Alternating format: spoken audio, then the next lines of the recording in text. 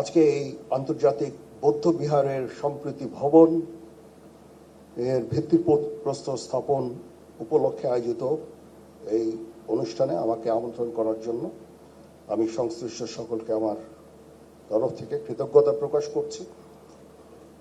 আমি মাননীয় প্রধান উপদেষ্টার প্রতিও কৃতজ্ঞতা প্রকাশ করছি। আমি যখন ওনাকে অনুরোধ করলাম এরকম একটা অনুষ্ঠানের জন্য, উনি সাথে সাথে রাজি হলেন এবং আমরা সবসময় এই দেশের ধর্ম, বর্ণ, গোত্র সকল সম্প্রদায়ের সাথে আমরা অত্যন্ত ওতপ্রোতভাবে জড়িত এবং আমরা একসাথে বাস করতে চাই।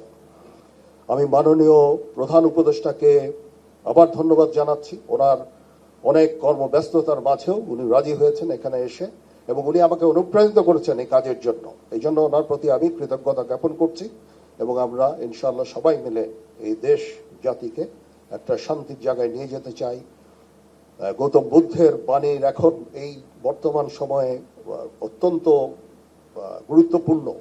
আমরা শান্তির দেশ চাই, শৃঙ্খলার দেশ চাই। আমরা এখানে হানাহানি, বিদ্বেষ চাই না।